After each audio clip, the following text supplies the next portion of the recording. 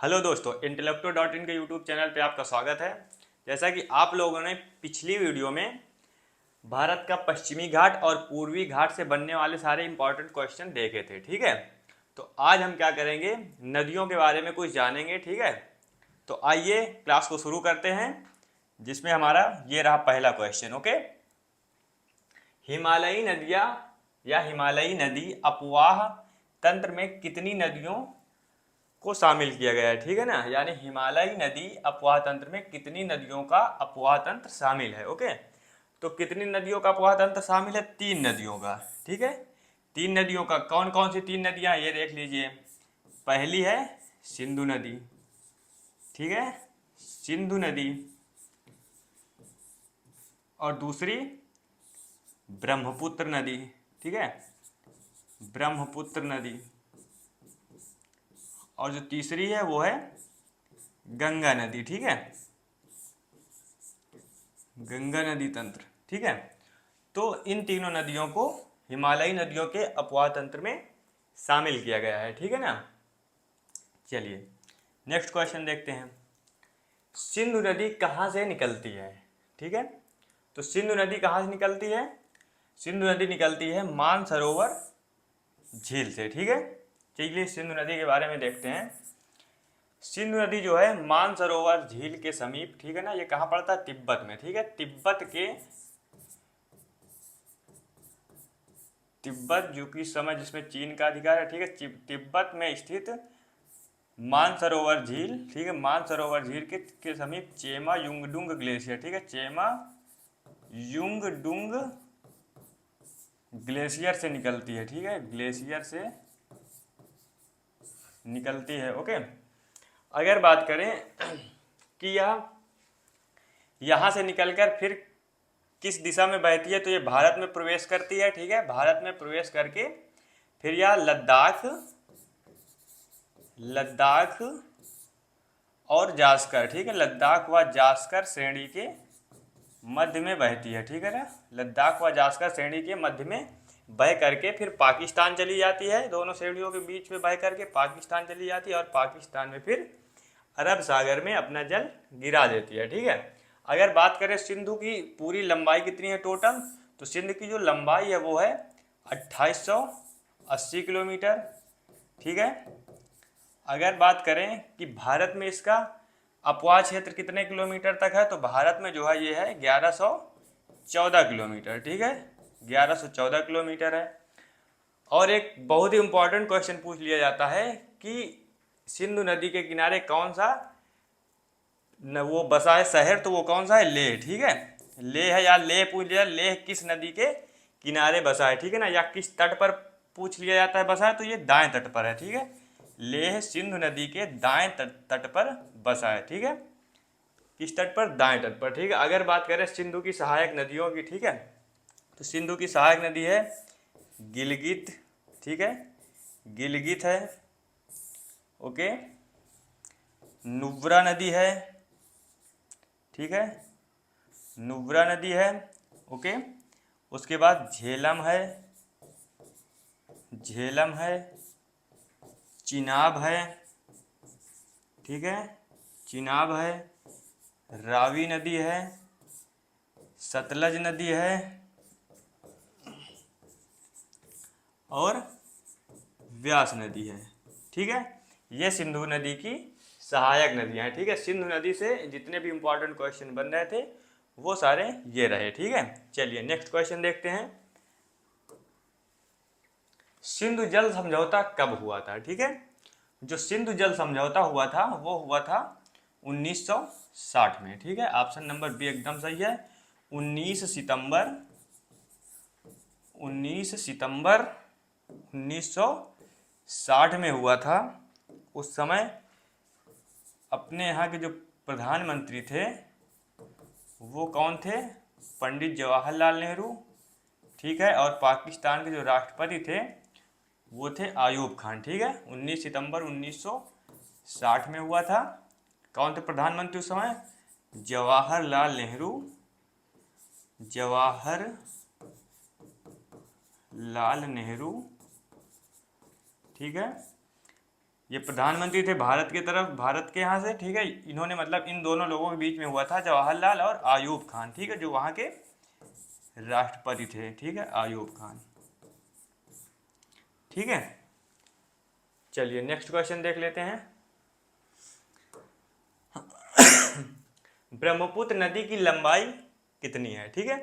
तो ब्रह्मपुत्र नदी की जो लंबाई है वह है 2900 किलोमीटर, ठीक है, 2900 किलोमीटर है।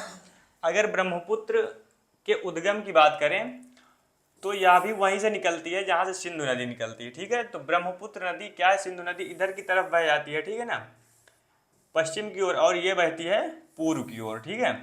तो जो ब्रह्मपुत्र नदी है ये भी चेमायुंगडुंग ग्लेशियर यानी मानसरोवर झील से निकलती है। कहाँ से, मानसरोवर झील के पास, मानसरोवर झील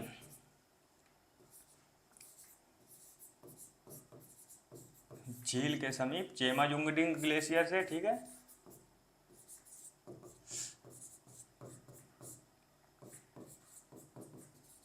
ग्लेशियर, ठीक है। अगर बात करें इसकी टोटल लंबाई कितनी है तो ये तो देख लिए 2900 किलोमीटर है, ठीक है। और ये भारत में कहाँ से प्रवेश करती है, ठीक है ना, तो भारत में या अरुणाचल प्रदेश की जो सबसे ऊंची चोटी है नामचा बरुआ, ठीक है, वहीं के पास से एक गार्ज बनाते हुए अरुणाचल प्रदेश में प्रवेश कर जाती है, ठीक है। और अरुणाचल प्रदेश में इसे किस नाम से जाना जाता है, तो अरुणाचल प्रदेश में इसे, ये भी क्वेश्चन पूछ लेता है, अरुणाचल प्रदेश में ब्रह्मपुत्र नदी को किस नाम से जाना जाता है, तो अरुणाचल प्रदेश में इसे दिहांग नाम से जाना जाता है, ठीक है, दिहांग या दिसांग नाम से जाना जाता है। उसके बाद ये असम में आती है, तो असम में इसे ब्रह्मपुत्र नाम से जाना जाता है, ठीक है ना। ये जो नाम है ब्रह्मपुत्र, ये कहाँ है, ये इसका नाम असम में ही जाना जाता है, यानी ब्रह्मपुत्र नाम से असम में जाना जाता है, ओके, ठीक है। उसके बाद ये कहाँ जाती है, फिर जाती है ये बांग्लादेश, ठीक है। बांग्लादेश में इसे किस नाम से जाना जाता है, तो बांग्लादेश में इसे जमुना नाम से जाना जाता है, ठीक है। बांग्लादेश में किस नाम से जाना जाता है, जमुना नाम से, ठीक है। और यह अपना जल जो है मेघना नाम से कहाँ गिरा देती है, बंगाल की खाड़ी में, ठीक है। अगर इसके सहायक नदियों की बात करें ब्रह्मपुत्र की, तो वो है धनसिरी, ओके, सुबनश्री,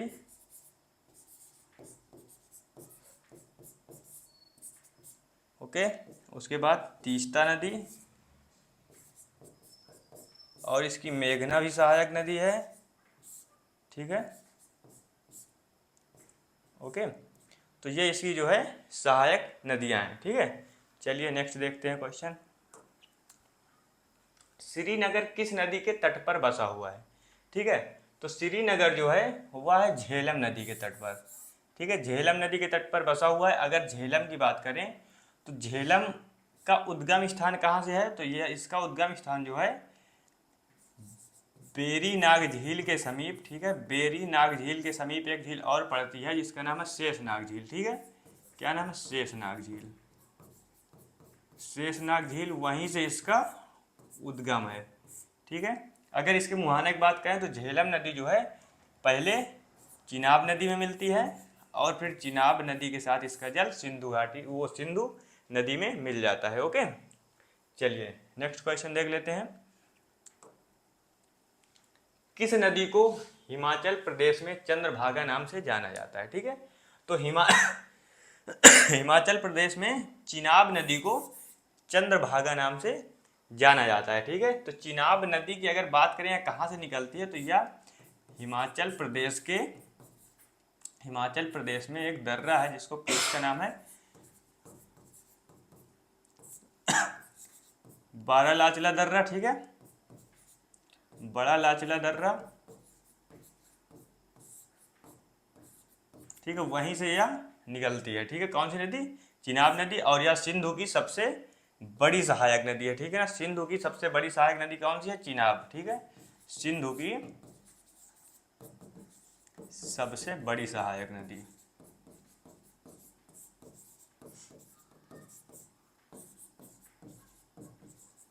सबसे बड़ी सहायक नदी है चिनाब, ठीक है, किस नदी की, सिंधु की, ठीक है। चलिए नेक्स्ट क्वेश्चन देखते हैं। सतलज नदी का उद्गम कहाँ से है, ठीक है।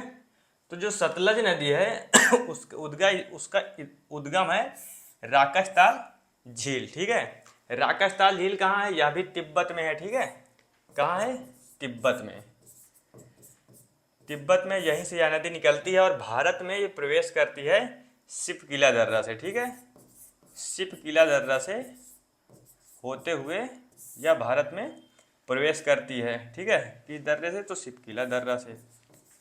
उसके बाद ये पंजाब होते हुए कहाँ चली जाती है? ये चली जाती है पाकिस्तान और फिर यह चिनाब नदी में मिल जाती है। ठीक है ना। अगर बात करें कि इसकी सहायक नदी कौन सी है, तो जो सतलज की सहायक नदी है वो है व्यास नदी, और व्यास नदी जहाँ पे मिलती है सतलज में, वहीं से एक नहर निकाली गई है जिसका नाम है इंदिरा नहर। ठीक है, इंदिरा नहर जो राजस्थान के सूखा प्रभावित क्षेत्र हैं वहाँ सिंचाई की व्यवस्था कराने के लिए इंदिरा नहर जो है, इन दोनों के जो मिलन स्थान है वहीं से इंदिरा नहर को निकाला गया है। ठीक है ना, जिससे राजस्थान में सिंचाई की व्यवस्था की जा सके। चलिए नेक्स्ट देखते हैं, भारत में सबसे बड़ा जलग्रहण क्षेत्र किस नदी का है? ठीक है, तो भारत में जो सबसे ज़्यादा जलग्रहण क्षेत्र है वो है गंगा नदी का। ठीक है, अगर बात करें गंगा की, तो अगर भारत की पूर्ण रूप से देखा जाए तो सबसे बड़ी जो नदी है वो है गंगा नदी। ठीक है, इसकी टोटल लंबाई कितनी है? तो ये है 2525 किलोमीटर। ठीक है, गंगा नदी कहाँ से निकलती है? तो ये गंगोत्री से निकलती है। यह कहाँ निकलती है? गंगोत्री से निकलती है। ठीक है, अगर इसके मुहाने की बात करें तो यह बांग्लादेश में, ठीक है, बांग्लादेश में ब्रह्मपुत्र नदी से मिल जाती है। किससे मिल जाती है? अब ब्रह्मपुत्र नदी से मिल जाती है, फिर उसके साथ जो है ब्रह्मपुत्र नदी से यह मिल जाती है। ठीक है, ब्रह्मपुत्र नदी से मिल जाती है यह नदी, गंगा नदी, और उसके बाद फिर यह बंगाल की खाड़ी में गिरती है जाके। कहाँ? बंगाल की खाड़ी में। ठीक है, चलिए नेक्स्ट क्वेश्चन देखते हैं, गंगा नदी कितने राज्यों से होकर बहती है? ठीक है, तो गंगा नदी जो है 5 राज्यों से होकर बहती है। ठीक है, 5 राज्य कौन कौन से हैं देख लेते हैं। तो पहला है उत्तराखंड। ठीक है, उत्तराखंड जहाँ से निकलती है गंगोत्री ग्लेशियर से। ठीक है, उसके बाद दूसरा जो है वो है उत्तर प्रदेश। ठीक है, उत्तर प्रदेश है। उत्तर प्रदेश के बाद बिहार। ठीक, बिहार के बाद झारखंड, और झारखंड के बाद है पश्चिम बंगाल। ठीक है, पश्चिम, ये 5 राज्यों में गंगा नदी जो है बहती है। ठीक है, अगर बात करें गंगा नदी सब की लंबाई जो है सर्वाधिक किस राज्य में है, तो वह है उत्तर प्रदेश राज्य में। ठीक है, सर्वाधिक लंबाई किस में है? उत्तर प्रदेश में। अगर पूछे सबसे कम लंबाई किस राज्य में है, तो वह है झारखंड। ओके, चलिए ये भी क्वेश्चन पूछ सकता है कि सर्वाधिक लंबाई गंगा की किस राज्य में है, तो उत्तर प्रदेश में, और अगर पूछे सबसे न्यूनतम लंबाई किस राज्य में है, तो वो है झारखंड। ठीक है, चलिए नेक्स्ट क्वेश्चन देखते हैं, किस वर्ष गंगा को राष्ट्रीय नदी का दर्जा दिया गया था? ठीक है, तो यह भी इंपॉर्टेंट क्वेश्चन है, गंगा नदी को 2008 में राष्ट्रीय नदी का दर्जा दिया गया था। ठीक है ना, चलिए नेक्स्ट देखते हैं, गंगा बांग्लादेश पहुंचकर किस नाम से जानी जाती है? ठीक है, बांग्लादेश में यह ब्रह्मपुत्र नदी से मिल जाती है और वहाँ पे किस नाम से जानी जाती है? यह पद्मा नाम से जानी जाती है। ठीक है, गंगा ब्रह्मपुत्र में किस नाम से जानी जाती है? पद्मा नाम से। ठीक है, चलिए नेक्स्ट देखते हैं, गंगा की सबसे लंबी सहायक नदी कौन सी है? ठीक है, तो गंगा की जो सबसे लंबी सहायक नदी है वह है यमुना नदी। ऑप्शन नंबर सी बिल्कुल सही है। यमुना नदी कहाँ से निकलती है? यमुना नदी निकलती है यमुनोत्री ग्लेशियर से। ठीक है, यमुनोत्री ग्लेशियर कहाँ? उत्तराखंड राज्य। ठीक है, उत्तराखंड राज्य से निकलती है, और यमुना जो उत्तराखंड में यमुनोत्री ग्लेशियर है वहाँ पे एक बंदरपूछ चोटी है। ठीक है, तो अगर बंदरपूछ चोटी ऑप्शन में मिल जाए तो यह भी तुम लगा सकते हो। ठीक है, ओके, बंदरपूछ चोटी जो है वहीं से निकलती है। ठीक है, अगर यमुना नदी की बात करें तो यमुना नदी 3 राज्यों में बहती है। ठीक है, एक तो हो गया उत्तराखंड। ठीक है, उत्तराखंड, दूसरा हो गया मध्य प्रदेश, और तीसरा उत्तर प्रदेश, ठीक है ना। इसकी सर्वाधिक लंबाई किस राज्य में है, तो वो है मध्य प्रदेश में, ठीक है। मध्य प्रदेश में इसकी सर्वाधिक लंबाई है, ठीक है। अगर इसके सहायक नदियों की बात करें तो वो है चंबल नदी है, ठीक है, और केन नदी है, बेतवा नदी है, ठीक है, काली नदी है, सिंध नदी है, ठीक है। तो अगर इसकी हम लंबाई की भी बात कर लें यमुना नदी की, तो लंबाई जो है इसकी 1385 है, ठीक है, 1385 किलोमीटर, ओके। 1385 किलोमीटर इसकी जो है लंबाई है यमुना नदी की, ठीक है। यह गंगा की सबसे बड़ी सहायक नदी है, ओके। चलिए, चंबल सिंधु बेतवा केन आदि नदियाँ कहाँ से निकलती हैं, ठीक है। तो चंबल सिंधु बेतवा केन कहाँ से निकलती है, यह निकलती मालवा के पठार से, ठीक है, मालवा के पठार से निकलती हैं। और ये जो नदियां हैं चंबल सिंधु बेतवा केन, यही जो नदियां हैं ये यमुना की सहायक नदियां हैं, ठीक है, यमुना की सहायक नदियां हैं।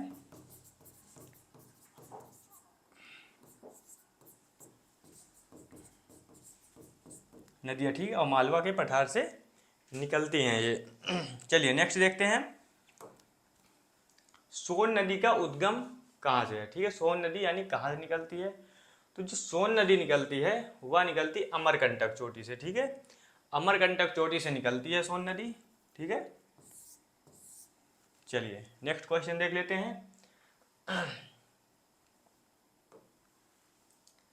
टोंस नदी जो है किस स्थान के पास गंगा में मिलती है आगे, ठीक है। जो टोंस नदी है वह कहाँ मिलती है आगे गंगा में, तो प्रयागराज में, ठीक है, प्रयागराज पे आके गंगा में मिल जाती है, ठीक है। चलिए, टोंस नदी कहाँ से निकलती है, अगर इसके उद्गम की बात करें तो टोंस नदी का उद्गम जो है ये कहाँ है, तो यह भी जो है अमरकंटक चोटी, ठीक है। चलिए नेक्स्ट,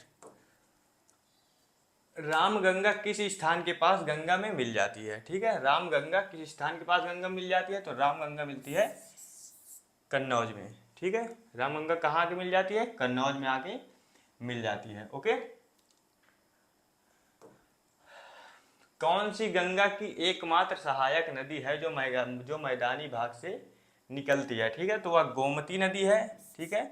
गोमती नदी गंगा की सहायक नदी जो मैदानी भाग से निकलती है। गोमती नदी कहाँ निकलती है, अगर इसका उद्गम की बात करें तो ये है फुलहर झील, उत्तर प्रदेश, ठीक है। उत्तर प्रदेश में स्थित जो है फुलहर झील है, फुलहर झील, ठीक है, फुलहर झील, वहीं से यह निकलती है। कौन सी नदी, गोमती नदी वहाँ से निकलती है और फिर पटना में आकर के, ठीक है, सॉरी, गोमती नदी मिलती है आगे गाजीपुर डिस्ट्रिक्ट, ठीक है, गाजीपुर डिस्ट्रिक्ट में आके गंगा नदी से मिल जाती है, ठीक है। कहाँ, गाजीपुर डिस्ट्रिक्ट, गाजीपुर में आके गंगा से यह मिल जाती है, ओके। घाघरा नदी किस ग्लेशियर से निकलती है, अगर घाघरा नदी की बात करें तो वो मामचा चुंग ग्लेशियर से निकलती है, जो कहाँ पड़ता है, नेपाल में पड़ता है, ठीक है। अगर बात करें यह गंगा नदी से कहाँ आके मिलती है, तो यह गंगा नदी से बिहार के छपरा जिले में आके मिलती है, ठीक है, छपरा बिहार में आके गंगा नदी से यह नदी मिल जाती है। कौन सी नदी, घाघरा नदी, ओके। चलिए नेक्स्ट क्वेश्चन देखते हैं, गंडक को नेपाल में किस नाम से जाना जाता है, ठीक है।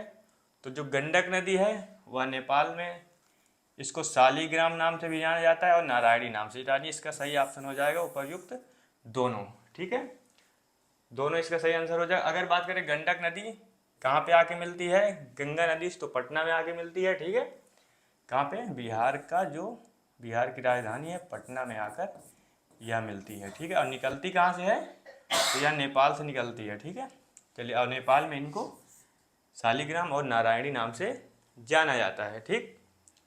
चलो नेक्स्ट क्वेश्चन देखते हैं, किस नदी को बिहार का शोक कहते हैं, ठीक है।